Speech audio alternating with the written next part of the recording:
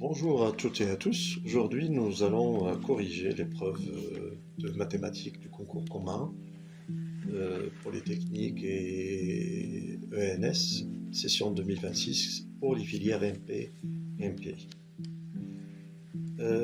Alors, le fil conducteur de ce sujet est une question centrale en analyse matricielle. C'est comment majorer la norme d'un polynôme évalué en A, c'est-à-dire évaluer une matrice A par le suprêmum de ce polynôme sur un ensemble lié à la matrice A. Le sujet nous fait voyager depuis des résultats classiques jusqu'à une conjecture encore ouverte aujourd'hui. Alors pour le préambule, on va poser le cadre de travail, l'espace hermitien Cn, la norme subordonnée de A, la définition de matrice unitaire hermitienne et l'évaluation P de A. Voilà. Pour les préliminaires, les questions de A à 5 vont traiter des propriétés fondamentales de cette norme, à savoir la multiplicativité, donc la variance par conjugaison unitaire. Et enfin, on va trouver donc un premier encadrement de la norme de P de A, la norme subordonnée de P de A, mais dans le cas diagonalisable bien sûr. Dans la partie A, on va établir le principe de maximum, c'est-à-dire pour tout Z dans le disque unité, on va construire explicitement une matrice unitaire U. Voilà, tel que donc on aura le résultat ici donc de la question 7, c'est-à-dire P de Z en fonction de P de U. Ceci va permettre de conclure que tout polynôme atteint son maximum en module sur la frontière d'un fermé borné. Voilà. Pour la partie B, donc cette partie est le cœur technique de ce sujet. On va démontrer l'inégalité de von Neumann, à savoir que pour toute contraction A, grand A, on a donc la norme de P de A est inférieure ou égale à la norme de P sur D, sur le disque D. La stratégie repose sur une dilatation unitaire par bloc, avec des matrices hermitiennes racine carrée, DA, DA étoile, voilà, qui vont ramener le problème au cas unitaire résolu dans la partie A. Pour la partie C, donc va introduire l'image numérique donc, de A par ce qu'on appelle le Hausdorffien et le rayon numérique R de A. On étudie leur géométrie, compacité, convexité, le lien avec le spectre, et finalement on va démontrer l'inégalité clé, c'est-à-dire donc R de A à la puissance K est inférieur à R de A, le tout à la puissance K. Voilà. Enfin la partie D, voilà cette inégalité que je viens de dénoncer maintenant.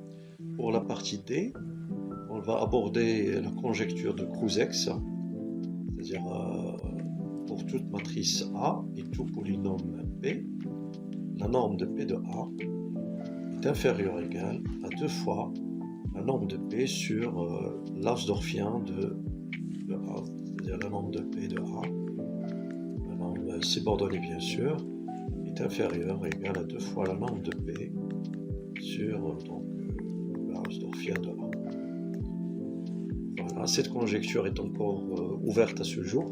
Le sujet nous guide à travers plusieurs cas de vérification, à savoir que la constante 2 ici est optimale, et la conjecture est vraie pour les monômes grâce à la partie C, pour certaines familles de polynômes et partiellement pour le cas général via le théorème de Okubo-Ando.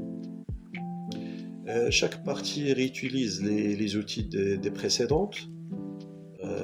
Vous avez remarqué que toutes les parties sont donc connectées. Il y a une sorte de connexion entre les parties. C'est un sujet très bien construit avec une progression logique et ambitieuse.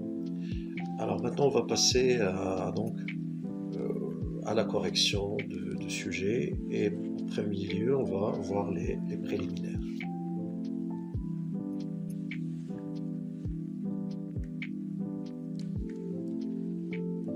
Alors, dans l'exercice ou bien dans la question 1 des préliminaires, on va traiter deux questions.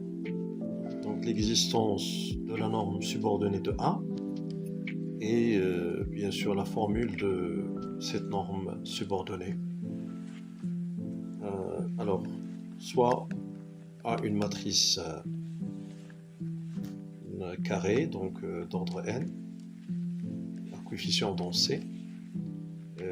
On sait que la fonction phi qui est tout x de Cn associe la norme de AX est une fonction qui est donc est continue.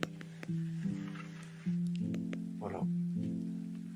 On sait aussi que la sphère unité, c'est la sphère définie par l'ensemble des x appartenant à Cn telle que leur norme est égale à 1. Alors, c'est une sphère unité bien sûr, c'est un ensemble qui est fermé, elle est fermée et bornée. Et il faut préciser que ceci est vérifié dans un espace vectoriel de dimension finie. Voilà. Donc S est dans ce cas est compacte. La fonction phi atteint donc son maximum sur S, donc phi atteint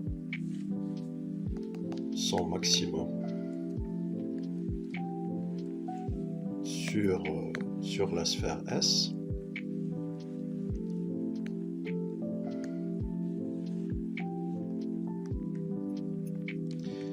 Et ce qui justifie donc ceci justifie l'existence de la norme subordonnée de A qui est égale par définition au sup de la norme de A de x sur tous les x, donc de norme est égale à 1.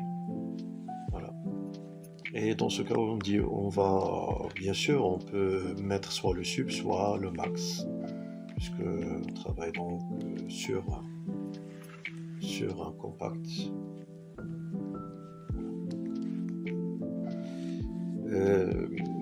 Maintenant, on va passer à la détermination de la valeur, bien de la formule de la norme subordonnée. Alors pour x différent de 0, on va poser, donc on va normaliser, on va poser u est égal à x sur la norme de x. Voilà, ceci bien sûr est défini car x est non nul. On a donc la norme de u est égale à la norme de x sur x, c'est 1. Norme de x sur la norme de x sur lui-même, donc c'est elle-même, c'est 1. Voilà.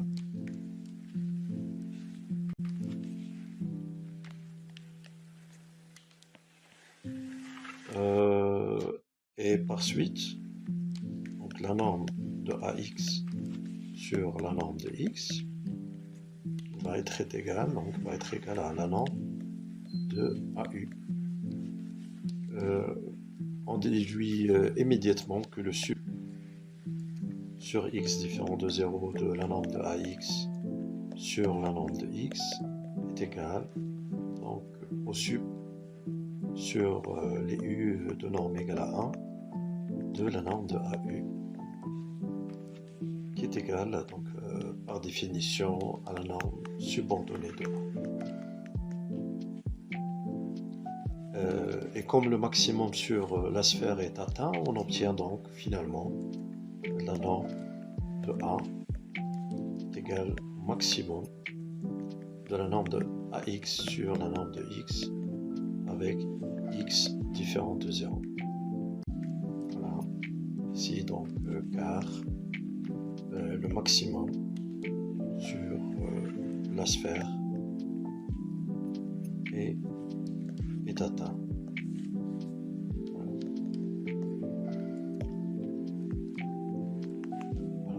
Donc on a répondu maintenant à la première question. On va passer maintenant à la deuxième question.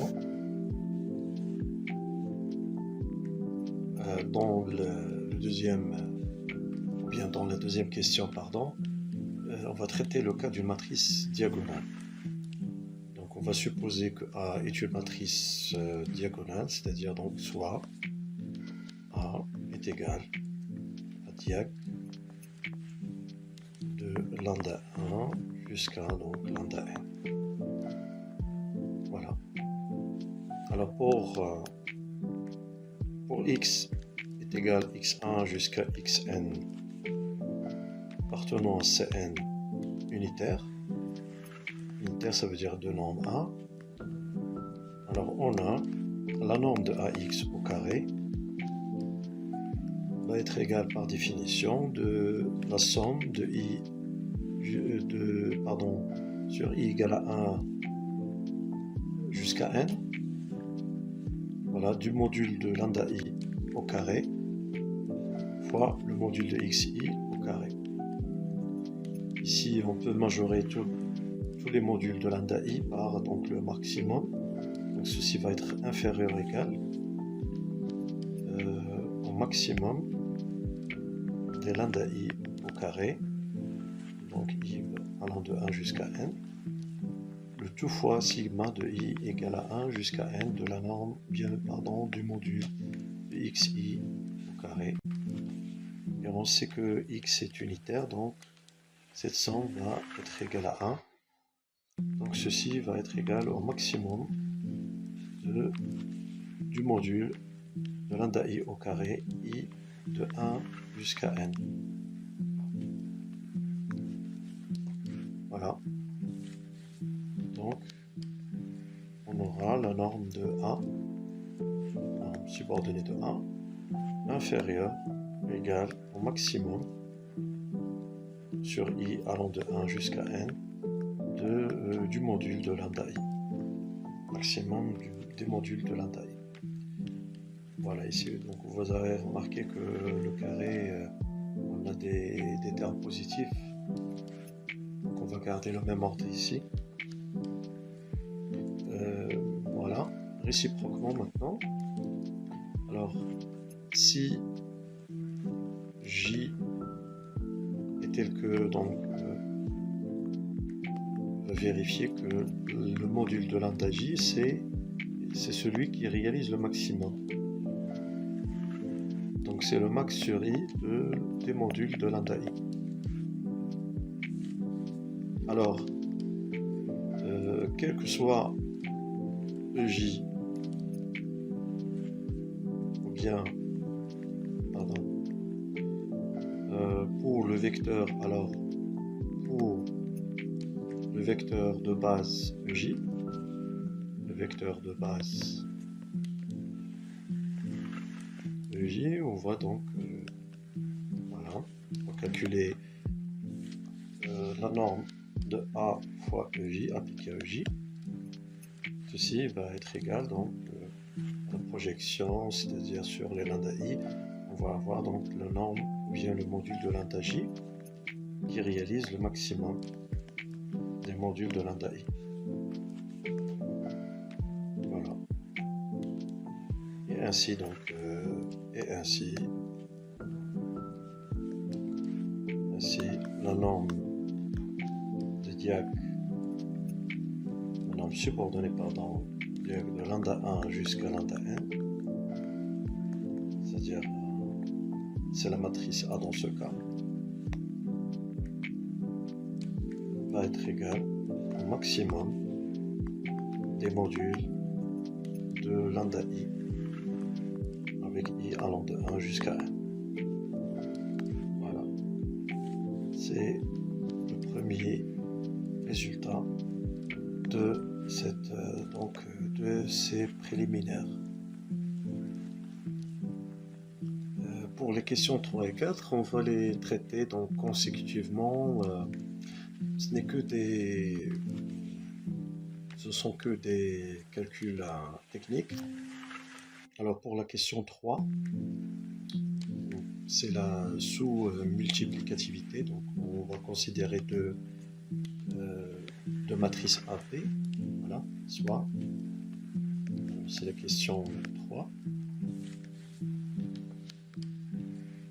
Soit AP de matrices carrées d'ordre n, coefficient dans C, pour tout x appartenant à Cn unitaire, on a la norme de AP appliquée à x est inférieure ou égale à la norme de A fois la norme de Bx, pardon, qui est inférieure ou égale aussi donc la norme de A, et on va majorer la norme de Bx par la norme de B, voilà la norme de x. Puisque x est unitaire, donc ceci vaut 1, la norme de x vaut 1, et donc c'est égal à la norme de A fois la norme de B. Prenons le supplément des x unitaires. Donc on va faire entrer le sup sur les deux côtés. Donc si quel que soit x, on a obtenu une majoration qui ne dépend pas de x, pardon. Donc finalement, la norme de AP est inférieure ou égale à la norme de A fois la norme de B. Voilà. Pardon, ici, donc, on travaille bien sûr avec des normes subordonnées.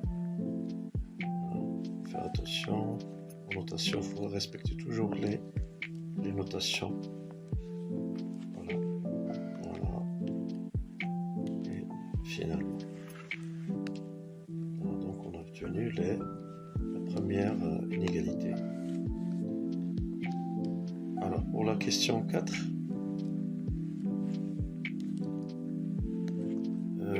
c'est le cas d'une matrice unitaire. Alors, soit une matrice donc, unitaire. Alors, quel que soit x appartenant à Cn, on a la norme de ux au carré est égale, c'est le produit scalaire de x par lui-même, qui est égal au produit scalaire de u. On va faire donc, on va utiliser les résultats qu'on a définis dans la première partie. C'est x appliqué à l'adjoint de u fois u appliqué à x. C'est-à-dire ici on déplace le u, on le transforme en adjoint bien sûr. Puisque on a pris u unitaire, donc u étoile fois u va être égal à la matrice unité bien sûr, donc c'est la matrice unité sur unité par rapport à n, et finalement on va trouver c'est le produit scalaire de x par lui-même qui n'est égal que la norme de x au carré. Voilà, c'est-à-dire donc la norme de ux plutôt au carré, ou bien la norme de ux est égale à la norme de x. Et en particulier pour bien sûr pour un x unitaire, donc la norme de u subordonnée va être égale au sup sur les x de norme de 1, norme 1 bien sûr unitaire, le sup des ux, des normes de ux pardon, et ceci c'est le sup sur la norme de UX, dès que donc c'est le sup, c'est sur la norme de x égale à 1 de norme x, et ceci c'est 1 puisque le sup est sur les x qui sont unitaires. Voilà. Ensuite, pour une matrice ou bien pour ensuite, alors vous regardez ce premier résultat s'il vous plaît, donc il faut le garder. Ensuite, quelle que soit la matrice A, carré d'ordre n à valeur à coefficient dans C, pardon, on a la norme AU, norme subordonnée bien sûr, qui est égale au sup sur les x de norme égale à 1 de AU appliqué à x. Et comme U est une bijection isométrique de la sphère, donc U, c'est que U est une bijection. Elle réalise une bijection isométrique de S, la sphère unité, voilà, sur elle-même, sur S. Alors on a la norme de AU, la norme subordonnée, va être égale au sup, ici donc les normes, on va remplacer donc AX, UX par, on va faire un changement de variable ici, UX pardon, va être égal à Y, un certain Y, on va le poser Y, et bien sûr la norme va rester toujours égale à 1, la norme de Y égale à 1. Voilà. C'est quoi ce sup? C'est la définition de la norme subordonnée de A. Voilà, de même, la norme subordonnée de UA, ici on va permuter, maintenant on va voir l'autre cas, U1 est égal au sup de, par le même procédé, de UAX, qui est égal au sup de la norme de AX sur la norme de x égale à 1. Ceci n'est que la norme subordonnée de A. Voilà. Et finalement, et ainsi,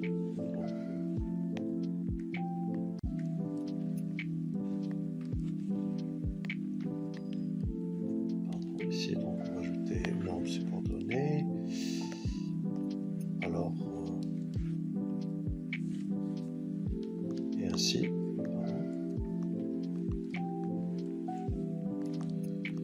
la norme de U est égale à 1, puisque U, on a pris unitaire dès le début, donc la norme est égale à 1. Et la norme de AU, on a trouvé que la norme de AU est égale à la norme de UA, la norme subordonnée,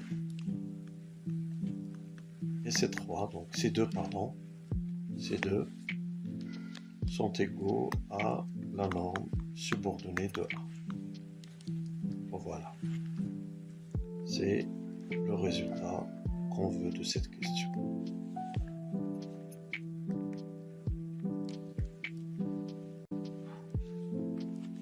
On va finir maintenant la question 5 des préliminaires.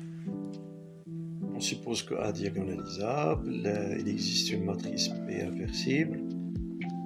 Voilà, c'est une matrice de passage ici, donc de A vers T. Alors, montrer que pour conditionnement de P défini dans le préambule, et sigma de A, l'ensemble des valeurs propres de A, on a pour tout P appartenant CX, on a cet encadrement de la norme subordonnée de P de A. Alors, on va essayer d'organiser un petit peu les idées dès le début. Bien sûr, on suppose que A est diagonalisable et que A est égal à P fois T fois P-1 avec des diagonales, une matrice diagonale, donc on va la désigner par diag de lambda I jusqu'à lambda n. Bien sûr, les lambda ici désignent les valeurs propres avec leur ordre de multiplicité. Voilà. Maintenant, pour tout polynôme P, petit p de Cx, on a petit p de A. Avec des manipulations faciles et techniques, donc on sait que le polynôme P pardon, appliqué à A va être égal à combien? Va être égal à grand P, la matrice P, fois le polynôme petit p appliqué à la matrice D diagonale, fois grand P moins 1. Bien sûr, on va essayer donc de détailler petit p de D. C'est aussi une matrice diagonale, c'est diag de quoi? Tout simplement de P appliqué aux valeurs propres. P de lambda 1 jusqu'à petit p de lambda n. Voilà. Alors par la question 2, on va appliquer le résultat sur la matrice diagonale petit p de D. La norme subordonnée est égale à combien? Est égale au maximum des modules de petit p appliqué au lambda i, avec i allant de 1 jusqu'à n. Donc ici le A est désigné par, donc, qui joue le rôle de A, pardon, le P de D joue le rôle de A dans cette question, bien voilà, dans ce passage. Et c'est quoi le maximum des modules de P lambda I? C'est tout simplement, voilà, le module de P sur sigma de A, c'est-à-dire sur le spectre de A, l'ensemble des valeurs propres de A. Alors, d'une autre part,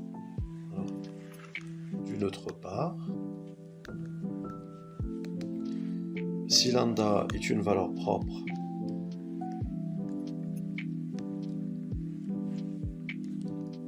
si lambda est une valeur propre de A et x un vecteur propre associé à lambda, c'est-à-dire x différent de 0, vérifiant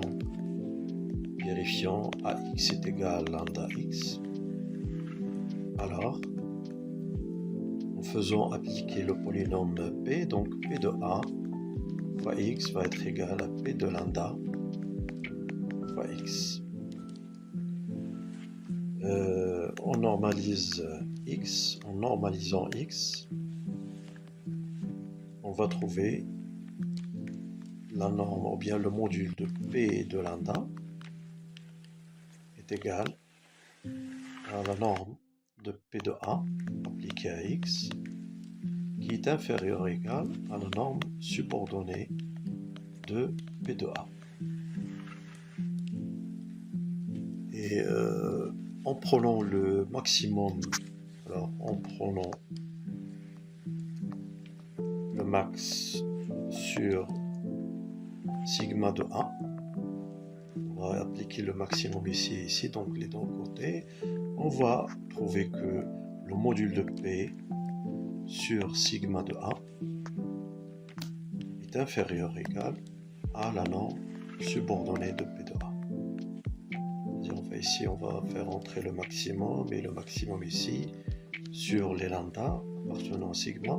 Ce maximum, ce n'est que la norme de P sur sigma A. Et cette norme, donc cette quantité est constante. Voilà, c'est-à-dire elle ne varie pas en fonction de lambda. Alors d'où le premier résultat, c'est-à-dire le premier côté ou bien la première partie de l'encadrement ici. On va l'encadrer, on va mettre 1, on va la noter 1. Voilà. Maintenant pour l'autre majoration, d'une autre part, en outre, la norme subordonnée de P de A maintenant, donc par la sous-multiplicativité qu'on a montré tout à l'heure, donc c'est inférieur ou égal à la norme subordonnée de grand P.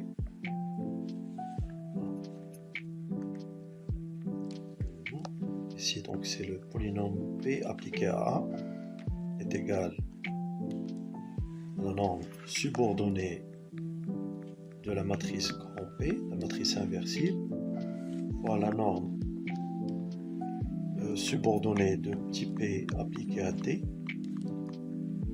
fois la norme subordonnée appliquée à P, de P moins 1, pardon. Voilà. Et donc, ceci est égal au conditionnement de P fois la norme de petit p, donc la norme du polynôme, sur le spectre de A, sur sigma de A. Voilà. Essayez d'organiser. Ceci est égal au conditionnement de P fois la norme de P sur sigma de A. Et ainsi, ainsi.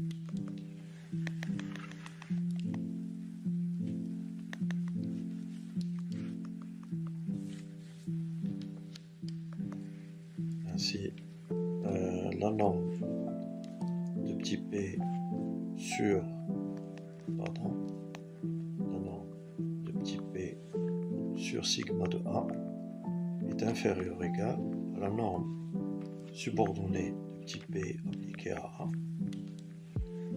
qui est inférieure ou égale au conditionnement de grand P